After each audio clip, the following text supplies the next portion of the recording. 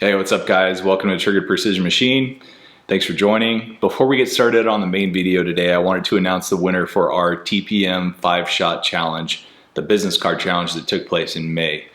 So a lot of participation. I sent out a lot of cards. I'll read you guys some stats here in a minute, but we have our winner. I've been excited about this day for a while. So here's some stats on the contest. We sent out 482 cards. We received 212 back. So just under 50% participation, and I would assume that the reason for that is maybe the rest of those guys maybe had a flyer or something like that, and they just didn't think that they'd be in the running for winning the contest, so the card didn't get sent back in. But either way, I was pretty happy about that, especially for our first YouTube contest, which was pretty cool. So over 50% of the cards that I received back were shot with a 6mm. So that's a pretty telling statistic that shows just how popular the 6mm is today. And it's just an inherently accurate cartridge. We saw a lot of 6 Dashers, a lot of 6 Creedmoors, a lot of 6 GTs. Like there's definitely a pattern there that shows the consistency of people using that cartridge these days.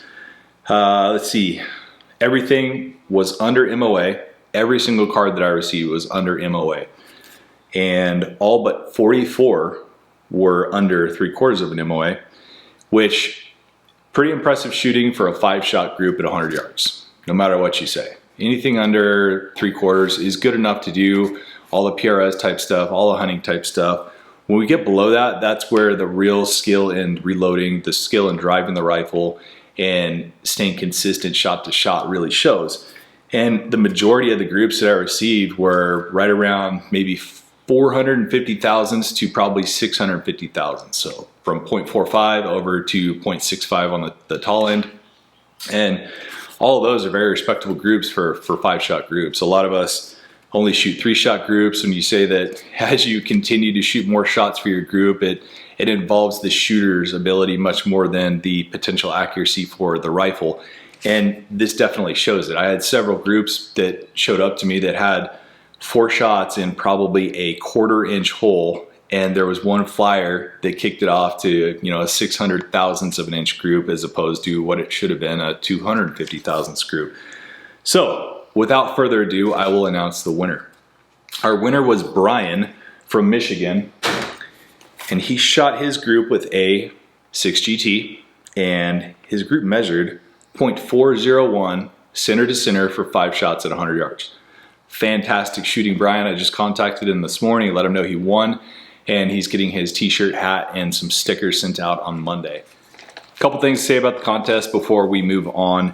And first off, I want to thank everyone for participating honestly and with integrity. There wasn't anything out there that I received that I would automatically point and say the guy was cheating when he shot that group, or the gal was cheating when she shot that group. Everything was very much in line with what I would expect, and man, I shoot a lot, so I kind of know what the difference is between someone who's maybe shooting a group that's, you know, at 25 yards or something like that versus a realistic group shot at a range off of a bipod and rear bag from something other than a bench rest rifle at 100 yards. It's pretty evident, and I saw nothing that would say that any of you guys cheated, so I appreciate that. And that's kind of what made the contest so interesting and fun, is seeing all these groups roll in. And I really appreciate the folks who included all of their rifle ammo, the stats on where they shot, the weather conditions. That stuff's all really cool to know. And we'll go over some honorable mentions here. Some folks who sent in cards that were absolutely fantastic, but just not quite good enough. So Lance Elder, you shot a .506 group with looks like a 6.5 Creedmoor. Fantastic shooting, absolutely awesome. You had 3 or 4 rounds there that looked like they were just over maybe 300,000ths of an inch, and then you had one that kind of kicked it up to that 506. But awesome shooting, Lance. Let's see what else we got. Tim Haynes sent in a couple really good cards. He had one that almost won it until I opened up Bryan's envelope, and that was a .442 inch group at 100 yards with a 6mm GT. So fantastic shooting. And then Tim also entered a 0.497 group in the contest. So 2 5-shot groups under a 1/2 of an inch. Fantastic shooting. Thanks for the note, Tim. Let's see what else we got here. And then Todd from Colorado, one of the loyal and original YouTube supporters on this channel. Thanks for entering your card, Todd. Todd had a great 0.508 5-shot group and a nice letter that kind of spells out what we all experience when we're doing stuff like this, and I'll read it to you guys. It says, "Hi Shawn, hope you're doing well these days. I enclosed my entry into the TPM card group contest. It's a good example of what happens when I'm driving the rifle." That's exactly right, Todd. We all get kind of jittery when we see that nice group start to form, and things happen when our brain gets involved and we pull the trigger in the subsequent rounds. And it says, "My last shot is the one that's high and to the right of the other 4, and I'll throw this on the screen for you right now." But Todd had an absolutely bang up group going, and that last one high right threw it out of the running. So thanks for the entry, Todd. Appreciate it. See, then who else do we have here? Forrest Peters, I threw this one in there, had a 564 5-shot group. Once again, there was a high right round that threw the group open to that 564. Otherwise, it would have been in the 300,000s range. So fantastic shooting, Forrest. Then we have Cody here. Cody shot an absolutely awesome group. He had 4 rounds that I'll have to measure it, but it looks to be under 200 thousandths of an inch, and I'll post this one up because another perfect example of what happens when our brain gets involved when we're shooting small groups like this. And I actually wrote it down here on the paper. So his 4-shot group measured 0.145. Pretty fantastic. Shot with a 6.5 Creedmoor. He wrote a nice little letter here. I'll read it to you guys. He says, "I blew it, but you were kind enough to put on this contest and send me the business card, so I wanted to be considerate enough to return my entry. Like I said before, I'm the king of 4-shot groups, just like we all are. Shot this group with my stock Savage Axis 2 Precision and 6.5 Creedmoor with a Vortex Diamondback Tactical 6x24. Used a UTG Recon Flex M Lock bipod from Amazon, a rear bag also from Amazon. Hand loaded my ammo using IMR 4350, 140 grain ELD M, and those are factory second bullets also. From Midway, weight checked and sorted with 4 times annealed and fired Hornady brass. Federal gold medal match primers. Worst part of it is, right after I shot this 5-shot group, I shot a 5-shot group just under a quarter MOA. I really enjoyed a recent video. It made a point of letting people know that precision hand loads can be produced on even a tight budget with the right prep and attention to detail. Thanks again for the opportunity. I look forward to upcoming videos and hopefully doing business with you in the future." Thanks, Cody. I really appreciate it. So that wraps it up. We had a whole bunch of other entries that were really good groups out there. Those were just 4 or 5 of the ones that kind of stood out, and some folks who wrote some letters to kind of explain their groups and stuff like that, which I find really interesting. So enough of that, you guys. So congratulations to Bryan for winning our first contest. Many more to come. And show your support for the channel if you would like by subscribing. Once the subscriber count gets up a little bit higher, we can do a lot more creative things as far as the contest go, and we can do maybe some, like I've mentioned before, some larger giveaways and stuff, you guys. So if you're watching the channel, you like what you see, hit the subscribe button. So now let's get on to the meat and potatoes of this video, and we'll go to our seating depth test for our 6 Creedmoor that we've been loading for the last 2 months now. All right, here we go. Hey, what's up guys? Welcome to Triggered Precision Machine. We have a very nice evening out. I've been waiting to shoot for the last 3 days. We had some pretty poor weather as far as shooting conditions would be concerned. So today is the first time this evening at 8 o'clock that it's actually nice out to shoot. And you can see in the background, there's hardly a cloud in the sky. There's some little wispy clouds in the background, but it's absolutely dead still, nice moderate temperature, no breeze at all.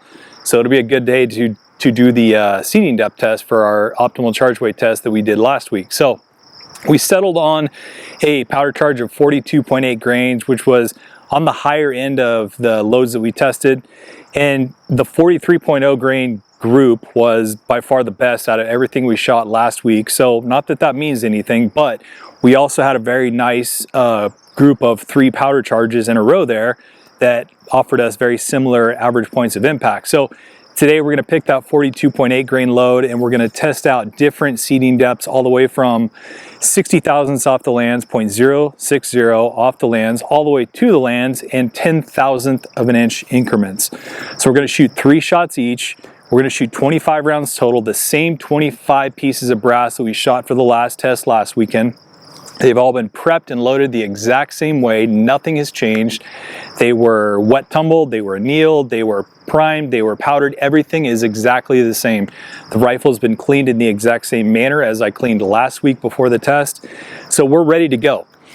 So we have 4 Fowlers to shoot. So I moved the scope forward a little bit on the rifle for this shoot because I found myself cramping the eye box a little bit on last week's shoot. So moved it forward 1 Picatinny slot.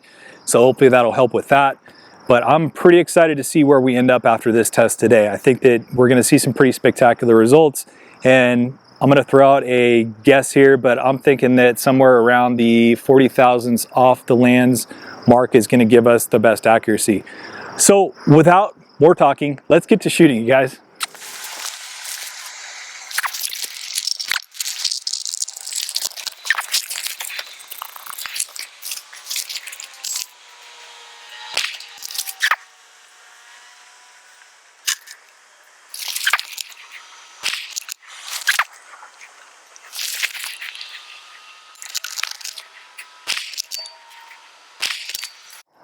All right guys, so it looks like the lab radar is going to cooperate today. It just took me whispering some sweet nothings into the ear of the chronograph, but it seems to be cooperating. So we had some good velocity readings on our first 4 Fowlers.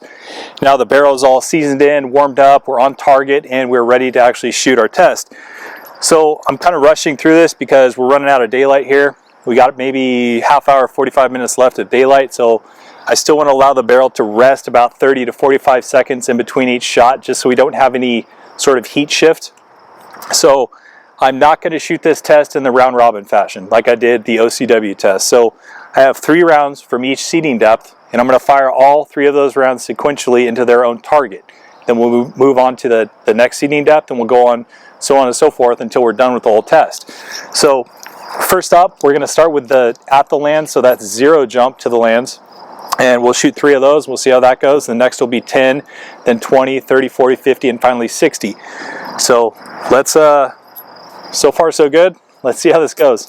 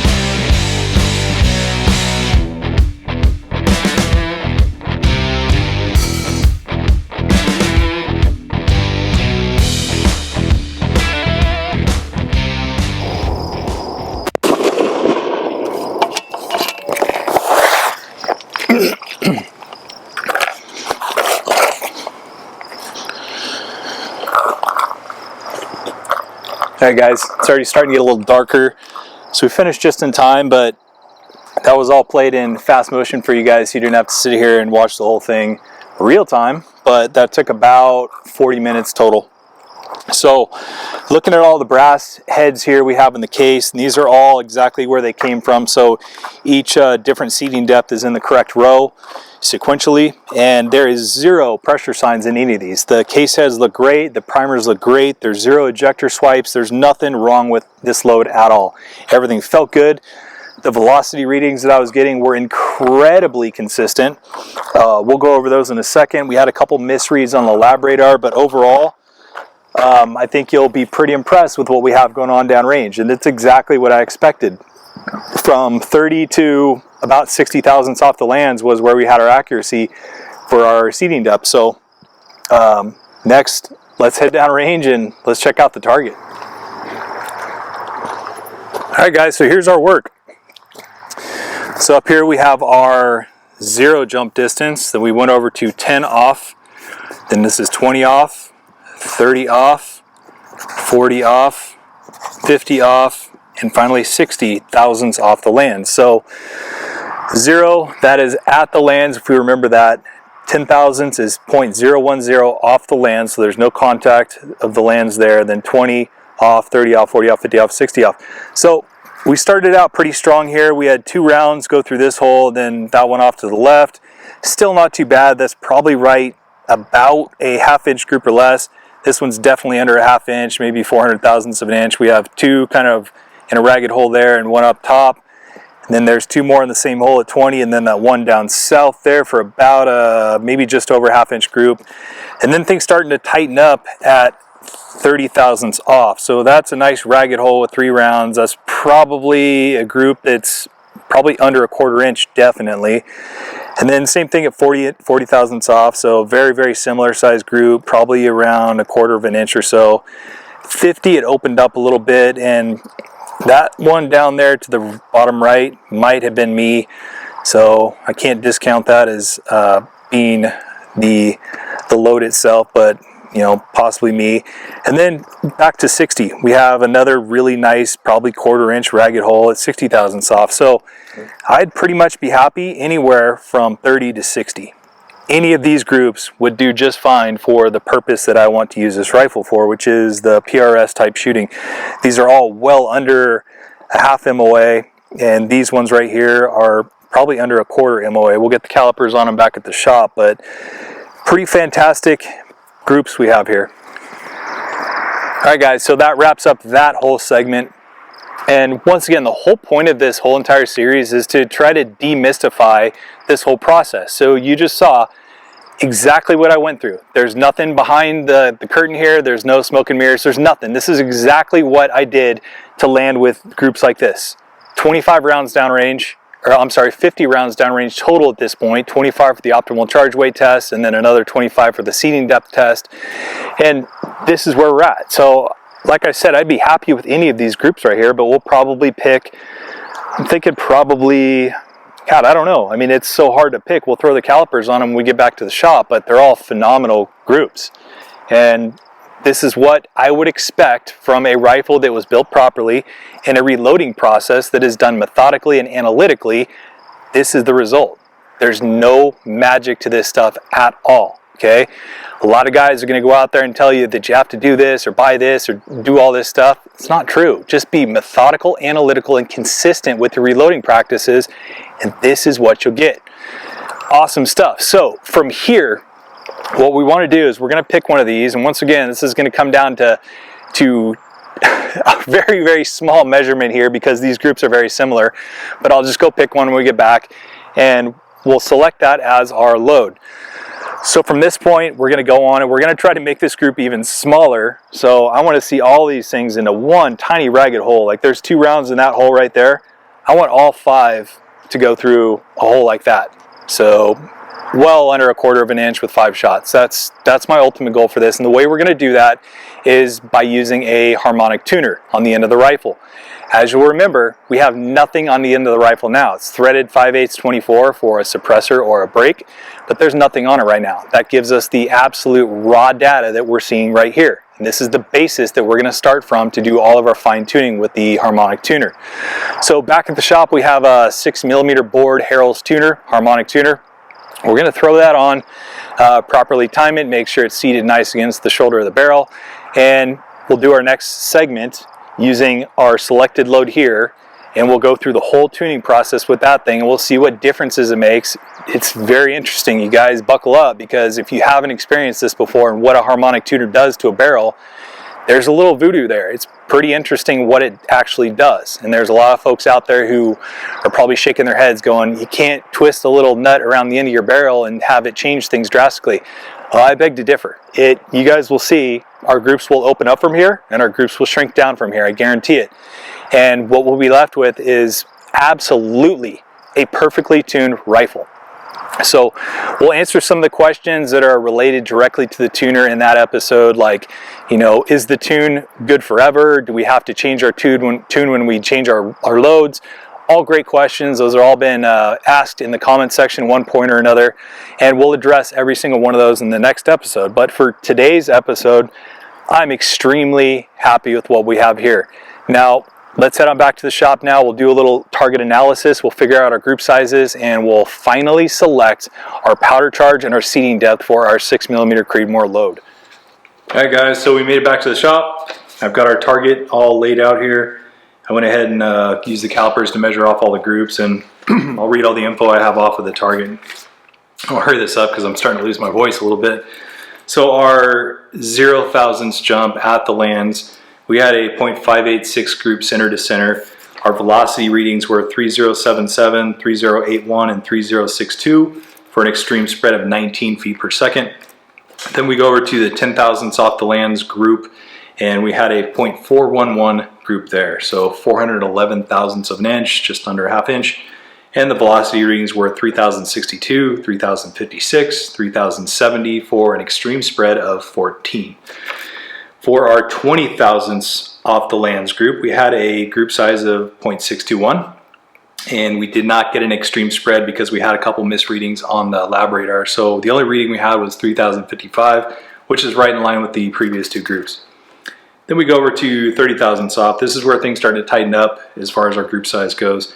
We have the smallest group of the whole entire test here at 0.198, and that's center to center. And the only velocity reading that I got for those three was 3064. Once again, right in line with the previous three groups. Then we go to 40 thousandths off. Things stay pretty consistent. We had a 0.338 inch group. Velocity readings were 3062, 3070, 3057 for an extreme spread of 13 feet per second. Then we go to 50 thousandths off. Group goes up a little bit to 0.53, and I think I mentioned at the range that one of those in the bottom right could have been me, could have been a flyer, but we're going to call it what it is.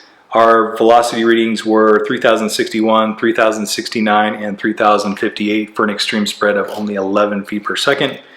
Then we finish up with our 60 thousandths off the lands group. Our group size was 0.261, just over a quarter of an inch, and our velocity readings were 3065, 3065, and 3071 for an extreme spread of 6. So for all of the velocity readings that I just read off to you guys, the cumulative extreme spread between all of those shots was only 26 feet per second. So to put that in perspective, that's a different seating depth for all of those loads, which theoretically should change the chamber pressure slightly and change a whole bunch of other things. So we had really consistent velocities, and 26 feet per second isn't anything to sneeze at, especially with a sample size like that. So back when I was shooting sniper matches, we'd routinely compete in matches with factory federal gold medal match, 308, 168 grain ammo. We'd chrono it to get our dope, and we'd have extreme spreads that would go over 50 feet per second with that ammo, and we won matches with that ammo out to 1,000 yards. So it just goes to show that what we're dealing with here, this is extremely precision stuff. So this is a great, it's more than a great start because we're beyond the starting point. Now we're into the meat and potatoes of this whole thing, and we're off and running. So the last thing that we're going to do is we're going to use our tuner to dial this load in even further. And I picked the 30 thousandths off the lands group. That was the smallest group, by the way. And I'll get the target up on the screen here in a little bit so you guys can see it closer. And my reason for picking the 30 thousandths off the lands group was twofold. First of all, it showed the smallest group, which is obviously nice to see. All of these subsequent groups after that were also very, very small and acceptable. So from 30 to 40, we only opened up 200 thousandths of an inch, less than a quarter inch. And then from 40 to 50, I think there was a flyer in there, but that opened up a little bit, and then it shrinks back down to 60. So my thoughts behind picking the 30 thousandths off the lands group are, as I get throat erosion, which it is a thing, so as I get throat erosion from shooting this Hot 6 Creedmoor, my bullet will theoretically be spaced further and further away from where it contacts the lands, right? So that means hopefully in 500 rounds or so, if I shed 10 thousandths of my throat because it's burned up, and I'm back here at 40 thousandths off, I'll still have a good group. And likewise, as it continues through the life of the barrel, I shouldn't have to change a single thing for the entire life of this barrel. So that gives me 30 thousandths of throat erosion to deal with. And these 6 Creedmoor barrels, the way I shoot them, you guys are seeing this here, this is a 115 grain bullet going 3050 or thereabouts, 3060. It's pretty hot as far as 6 Creedmoors go. No pressure signs, no nothing like that. But the barrels for this particular rifle, I consider them expendable. They're just part of the tool. These are match barrels. They're not made to last a lifetime. I change them out pretty much every year, or maybe multiple times a year, depending on what I'm shooting. But I want to have something like this that I never have to go through load development again. I don't want to do this process any more than I have to. The fun part is competing in matches and going out to shoot with your buddies. It isn't sitting here and overanalyzing things at the bench and doing all this meticulous stuff that we have to do to get to this point. It's necessary, but some of you might enjoy it, and that's fine. That's all part of the race. So I prefer to get this done rather quickly and move on and get out and actually start banging steel at, you know, crazy distances with a 6 Creedmoor and shooting some matches with it. So that's where we're going to go next.